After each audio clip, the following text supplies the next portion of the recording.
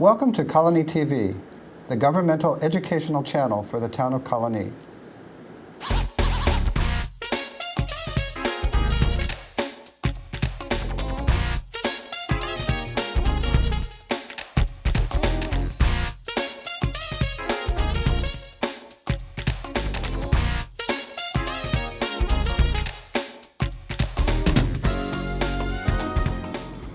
Hello, I'm Colonie Town Judge Peter Crummey, and welcome to Benchmark.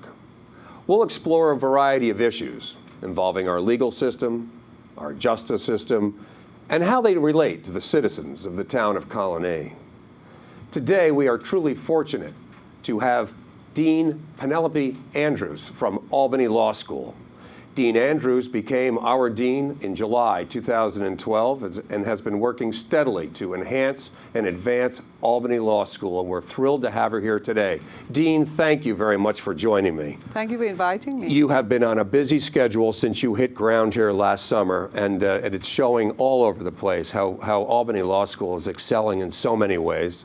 And of course, we're on, especially for graduation just coming this Friday. It'll be your first graduation, I bet. And my daughter's graduating as well, so we are just so excited about the entire event, and so excited that you are part of our Albany Law School family. Thank you. Thank you. You know, we've talked about many times before the issues involving law schools today and how it continues to evolve, and there's a variety of challenges. And when you have a challenge, you bring in somebody special like the Albany Law School Board has done in bringing you here. Tell us about the challenges facing law schools today. Okay, so let me list them. The first challenge is the declining pool of applicants, of people who want to come to law school and who want to become lawyers. The second challenge is strengthening the curriculum and changing the curriculum to ensure that we prepare people for a very different kind of law practice in the 21st century. The third challenge is jobs, because obviously people have, want to work when they graduate. And the fourth is high tuition. I think that when you and I went to law school, fees were much lower than what they are today. And there are many reasons. I can talk about the reasons why tuition is so high. But essentially, those are the four challenges. And then I think there's an extra challenge which people don't talk about a lot, and that is the wider attack on law and lawyers in the country. And I think that we may have differences about what lawyers do and whether lawyers are always serving the public good. But I think law is fundamental to American democracy. And any attack on law, I think, is an attack on our democracy. So that's also a challenge. But all of those provide opportunities. I think these challenges provide great opportunities for us, for me as a dean, for lawyers, to think about what we do, how we do things, and what it means to be a lawyer in the 21st century. Well, Penelope, you have brought so much of a background into this particular position, and certainly you bring a global view of law to Albany Law School, and coming most recently as an associate dean from City College, is that right? City University. City New University. York. Yes. But you have previously been at Albany Law School as a special visiting professor, and had similar opportunities with other law schools throughout our country, and of course starting in South Africa, where you were born. Yes, yes. So I'm very pleased. This idea of being global. Of course, I've had the fortune with my biography to have grown up in South Africa, come to the United States as a graduate student, taught law in Australia first, and then teaching law around the world in Canada and so on, in Europe. But I think that, I'm very fortunate to have this global experience and background. But all law is local, fundamentally. It's really about the context within which we practice law. But even local laws are affected by the global. As you know, if you're in business in Albany, you're no longer just dealing with American corporations, they're global corporations. If you teach or work in the area of family law, you know about global adoptions, divorces, the whole range of issues in which, even though law is local, the global really does impact on the way that we practice law and for me, on the way that we teach law. So yes, I think that global perspective gives me the opportunity to work with and appreciate a range of perspectives, cultural perspectives, economic perspectives. And so I hope that it gives me the opportunity to be an accessible dean, to be able to be a good citizen of Albany and appreciate the very, I think, a very strong alumni base, a very strong legal system. The fact that the appellate division is the third department is here, and then of course the Court of Appeals, the Supreme Court, then the range of courts, one of which you sit on. I think it's just a wonderful legal community. So that global experience allows me to be in this community, be part of the community, but share, from my background, what I think is good for our community. Well, of course, Albany Law School has been a symbol of community pride ever since 1851.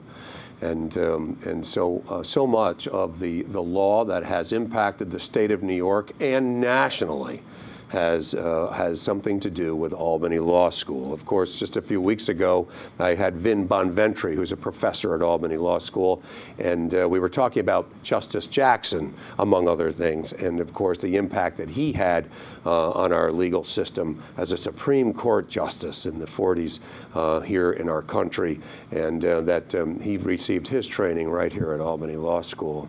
And its imprimatur has been far and wide, and with you here now, it will continue its global reach and its impression on law, not only in New York, but also in our country as well. Now, Judge Jackson, I think that being on the Supreme Court was superb, but he's the Nuremberg prosecutor. The whole edifice of international law and our conception of international justice comes from Nuremberg.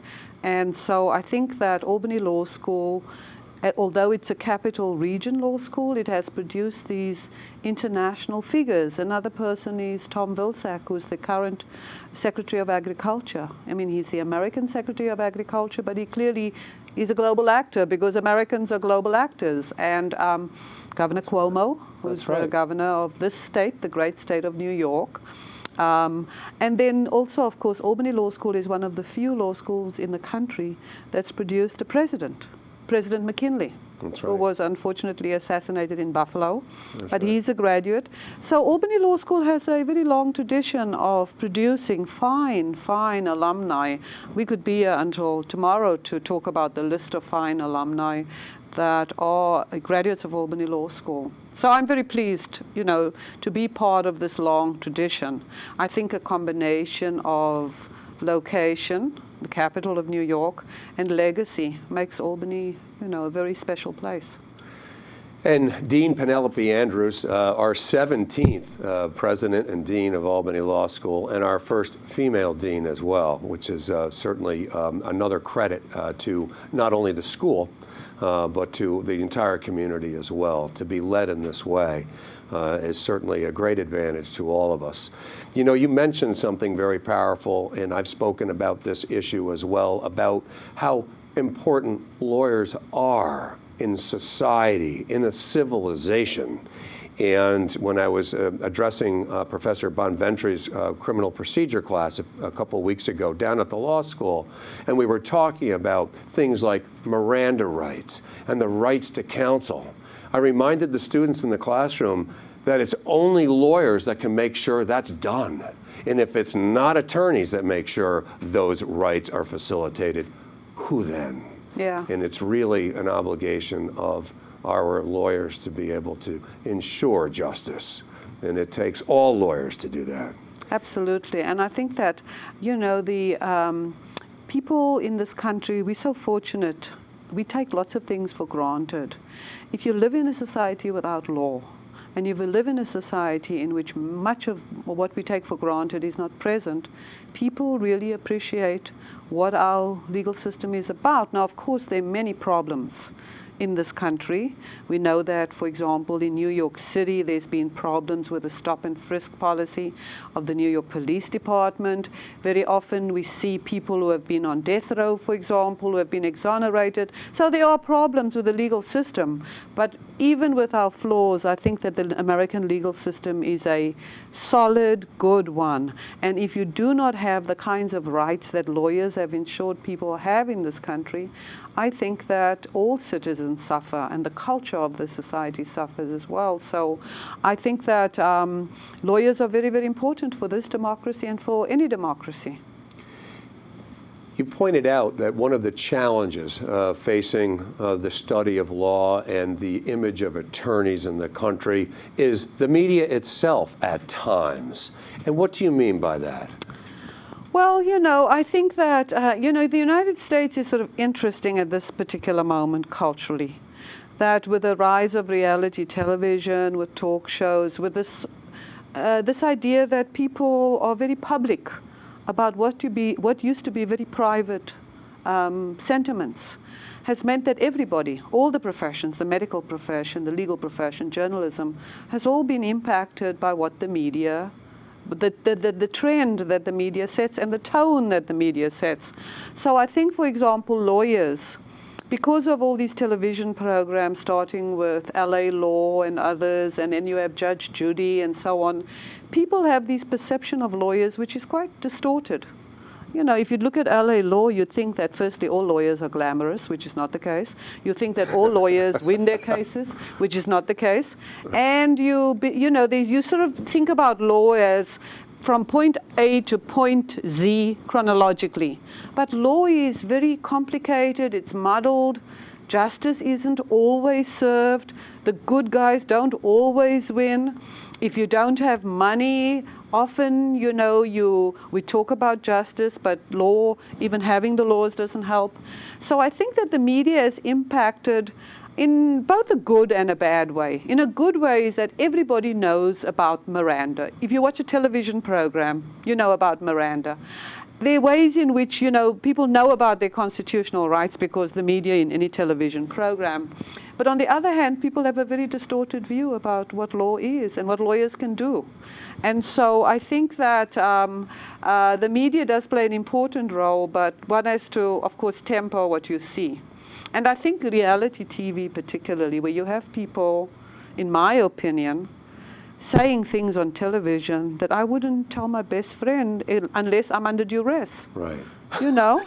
So sort of people admit to their foibles. I'd like to keep much of my foibles private. Right. But there's a way in which we all feast on somebody else's dysfunction. True. And I think that's not good for a society. Well, it's interesting that you brought up some of the courtroom shows that are on TV. I often have occasion to speak to students' groups, and I will point out that a perception generated by those courtroom shows attempting to display a small claims matter or something have often turned a civil matter into a game show. And in that event, I think it demeans the process. There may be some that believe that a small claims court or a civil court it's more game show, and people and say outrageous things and do outrageous things, and in order to sell advertisements on television.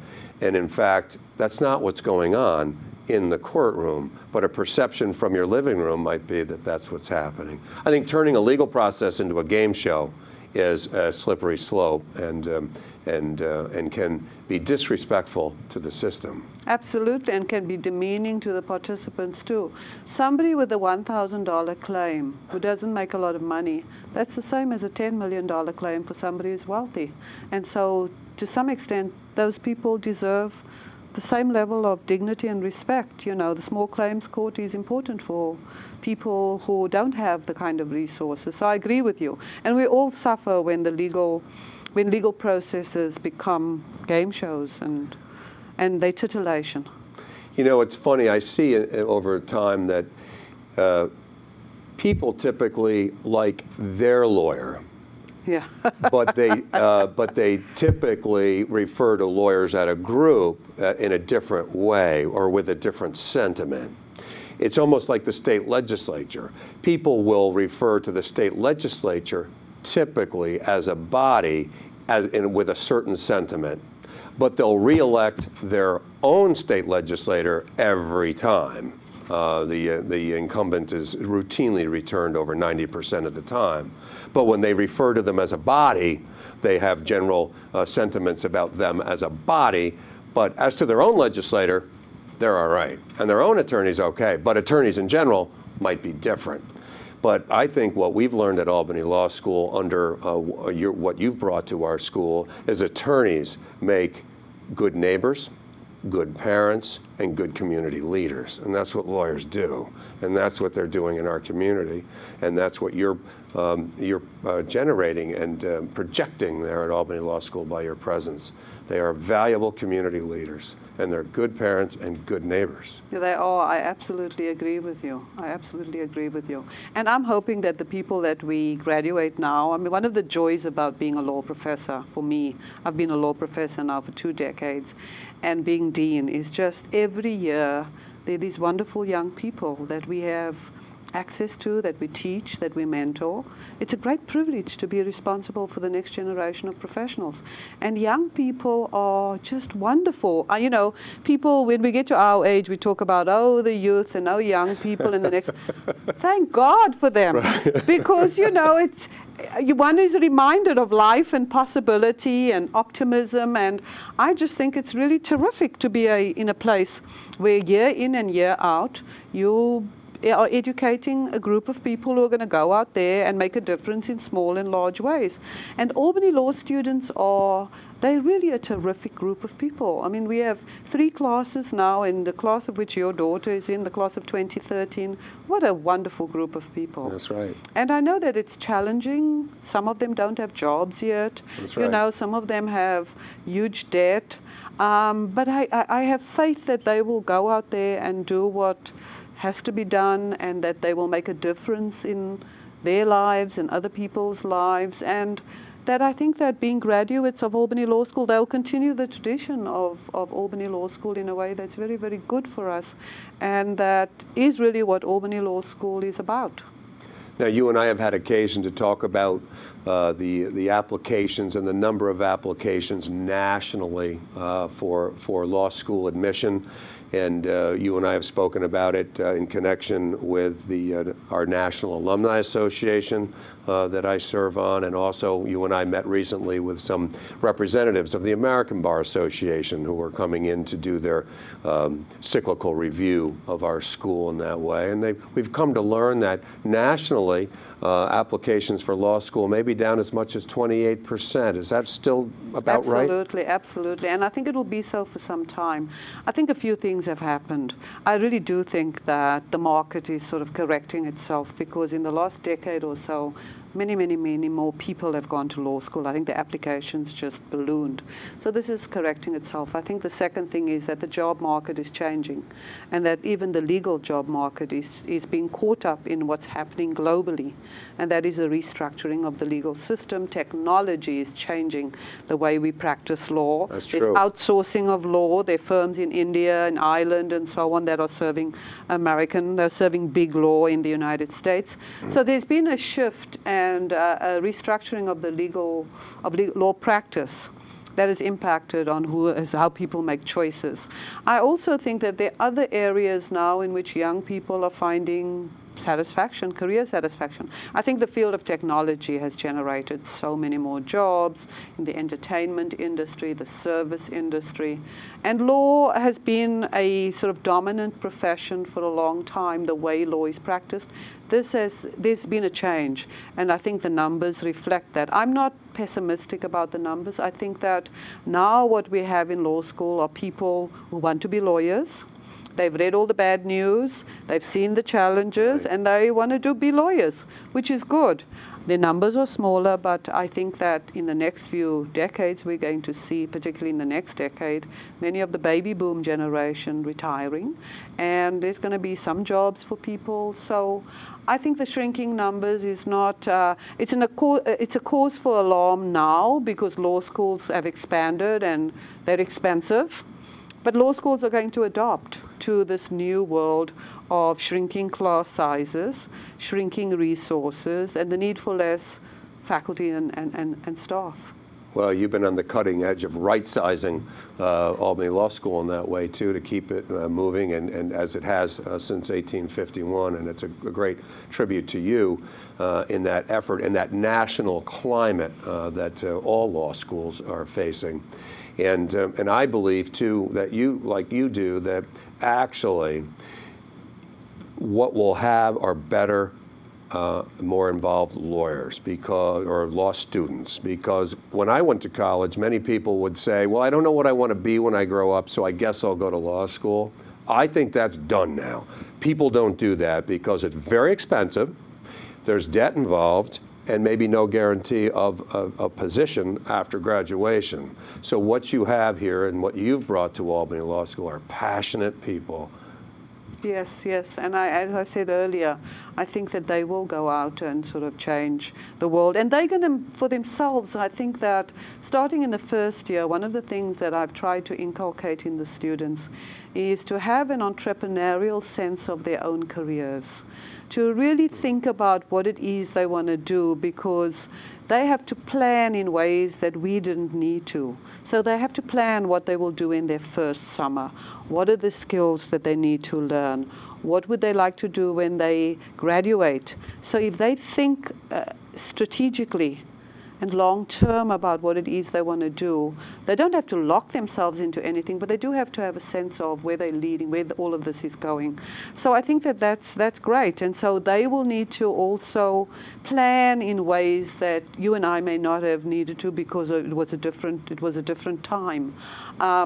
So then they will come out, I think, with stronger skills. They'll be more resilient, and I think they'll be better prepared for what waits for them out there. Well, you bring so much background into Albany Law School in this way. And one of the things that you're well recognized internationally on is your work with human rights. And in fact, back in South Africa, I believe your law school gives an annual award named after you in connection with human rights. And I know, of course, your latest book, which just came out at the end of 2012, your fourth now in a series of fantastic reads, From Cape Town to Kabul, also involves your view of human rights and especially how it affects women in our world today. Tell us a little about your most recent book. Well, the title of the book is From Cape Town to Kabul, Rethinking Strategies for Pursuing Women's Human Rights. So that's a bit of a mouthful. But basically it's a book that looks at how far we've come and what women advocates have done to pursue women's rights globally. So the question is, what have we done? How have women lawyers transformed law?